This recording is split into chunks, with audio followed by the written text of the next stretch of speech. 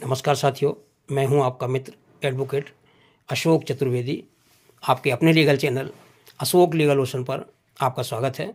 साथियों, आज की हम विधिक जानकारी के बारे में कुछ 498A और भरण पोषण के केसों के बारे में प्रकाश डालेंगे। दरअसल ये जो आज का वीडियो है ये हमारे किसी व्यूअर ने हमें कमेंट से लिख के बोला था कि सर इस टॉपिक पर वीडियो बनाएं। उनका पहला क्वेश्चन ये था कि मेरे ऊपर 498A का केस चल रहा है और अगर मैं 498A का केस जीत गया तो क्या मुझे भरण पोषण नहीं देना पड़ेगा। तो इसका उत्तर ये है कि देना पड़ेगा। भरण पोषण का केस एक सिविल नेचर का केस है, वो डिफरेंट मैटर है, अलग से है। और जो 498 का केस है वो आपराधिक कार्रवाई है, क्रिमिनल केस है, तो उसका इससे कोई लेना देना नहीं है। हाँ, इतना ज़रूर है कि अगर आप 498A का केस जीत जाते हैं, आपके फेवर में आ जाता है, तो वो क्रूअल्टी कहलाता है और उस क्रूअल्टी के ग्राउंड पे आप अपनी पत्नी से अगर चाहें तो तलाक ले सकते हैं। इसके बारे में माननीय उच्च न्यायालय के अलग अलग, कर्नाटक उच्च न्यायालय के, माननीय मुंबई उच्च न्यायालय के ऐसे इसमें हैं जजमेंट जिसमें कि डिफाइन किया है कि ये क्रूअल्टी है 498 का झूठा केस करना।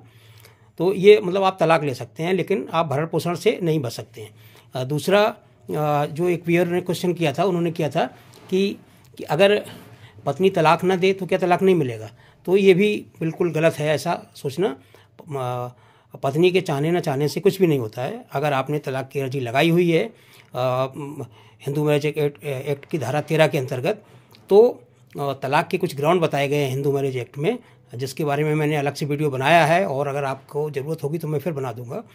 तो उन ग्राउंड में के ऊपर आप उन ग्राउंड के बेस पे आप ले सकते हैं। ग्राउंड के बेस पे अगर आप उनको फिल करते हैं, जो दशाएं उसमें बताई हैं कि किस किस दशा में किस किस कंडीशन में तलाक ली जा सकती है, तो आप ज़रूर आपको तलाक मिलेगी। पत्नी के चाहने या न चाहने से कुछ नहीं होता है। तो मैं समझता हूँ कि आपकी जो दोनों जो क्वेरी थी इसका जवाब आपको मिल गया होगा। अब इसमें सबसे पहले तो ये है कि भरण पोषण कौन ले सकता है आपसे।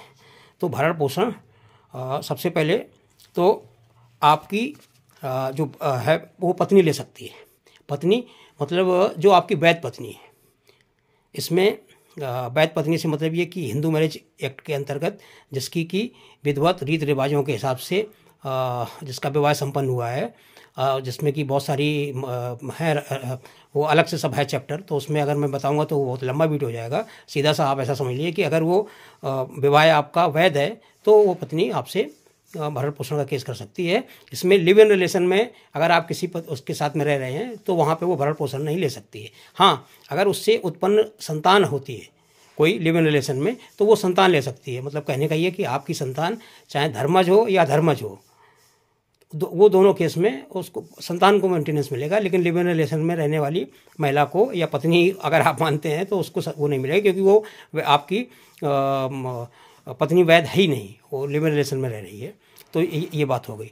और इसमें आपकी जो संतान है वो संतान को मिलता है। तो संतान का जैसे जो धर्मज या अधर्मज अवयस्क संतान, मतलब जो संतान माइनर है, वो चाहे उसका विवाह हुआ हो या ना हुआ हो, अगर वो अवयस्क है तो वो संतान आपसे ले सकती है।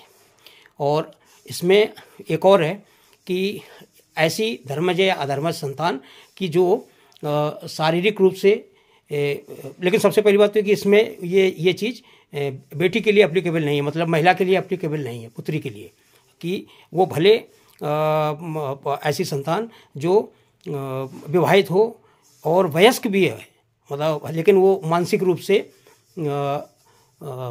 या शारीरिक रूप से अक्षम है, उसको क्षति हो गई है, तो ऐसी संतान को भी पिता को मेंटेनेंस देना पड़ेगा।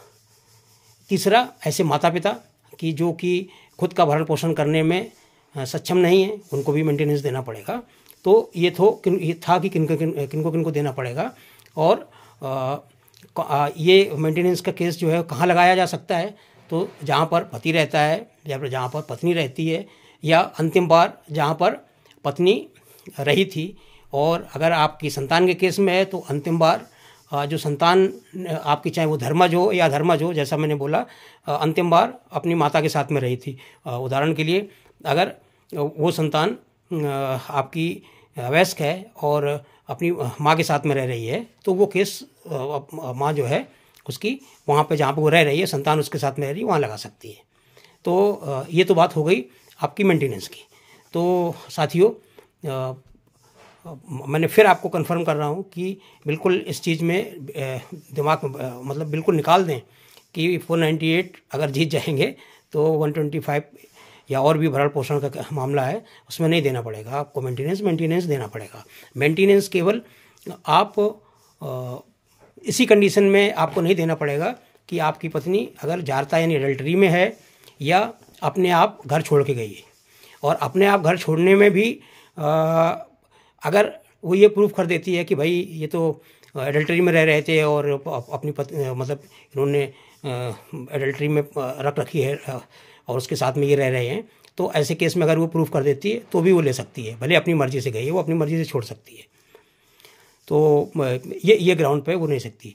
और एक पॉइंट आता है कि अगर पत्नी कमा रही है या ज़्यादा शिक्षित है, तो अभी हाल के ही जो निर्णय आए हैं माननीय सर्वोच्च न्यायालय के या उच्च न्यायालय के, उनमें मेंटेनेंस तो देना पड़ेगा। अगर मतलब ऑनेस्टली बोला जाए, उसमें कोर्ट जो क्या करता है ये देखता है कि पत्नी अगर हायर एजुकेटेड है और कमा रही है पति के बाद, तो कुछ ना कुछ मेंटेनेंस उसमें देना पड़ता है, या अगर संतान है तो संतान को तो देना ही पड़ेगा, ऐसे करके आर्डर आ रहे हैं। तो ये उस टाइम की आपकी कैसी परिस्थितियां हैं, कैसा आपका मामला है, तो वो मामले पर डिपेंड करता है, लेकिन मेंटेनेंस आपको देना ही पड़ेगा। तो मैं समझता हूँ साथियों ये जानकारी आपको अच्छी लगी होगी। अगर आपको ये जानकारी अच्छी लगी है तो आप मेरे वीडियो को लाइक करना न भूलें और सब्सक्राइब बटन को दबा दें तथा इसको बेल आइकन को दबा दें, ताकि मेरे आने वाले नए वीडियो आपको सबसे पहले मिलें। और अपने इष्ट मित्रों को इसको शेयर ज़रूर करें। साथियों, मैं एक चीज़ आपसे बोलना करूँ कि ये वीडियो जब हम बनाते हैं तो वीडियो बना के वीडियो में जो उसका कंटेंट रहता है वो पूरा वीडियो जब आप देखेंगे तभी आपको समझ में आएगा। आधा अधूरा वीडियो देखने से आपको लाभ नहीं मिलने वाला। तो मेरी आपसे हाथ जोड़ के गुजारिश है कि आप वीडियो पूरा देखें, अंत तक देखें। और ये वीडियो जो हम लोग बनाते हैं, खासकर मैं बनाता हूँ, तो मैं बहुत सरल भाषा का इस्तेमाल करता हूँ। कानूनी भाषा को मैं एक तरफ रख देता हूँ, क्योंकि अगर मैं कानून की या जो कोड हैं या कानून है उनकी भाषा यूज़ करूँगा तो शायद आपकी समझ में नहीं आएगी। तो मैं सरल भाषा का प्रयोग करता हूँ ताकि आप सब लोगों की समझ में आ जाए। और ये केवल कानूनी ज्ञान ही दिया जा सकता है आपको। और बाकी इसको आप ऐसा मत समझें कि अगर आप वीडियो देख के मुकदमा लड़ लेंगे या कुछ है। तो बहुत सारे अलग अलग केस के चैप्टर रहते हैं, अलग अलग पत्नी रहती है, अलग अलग स्थान रहता है, अलग अलग केस रहता है। तो साथियों ये केवल आपको एक कानून का एक जनरल ओवरव्यू देने के लिए वीडियो बनाया जाता है। मैं समझता हूँ आपको अच्छे लगते होंगे। तो साथियों आज के लिए बस इतना ही। आप अपना बहुत ख्याल रखें और फिर एक नए वीडियो के साथ में आपके साथ में सामने उपस्थित होंगे। तब तक के लिए जय हिंद।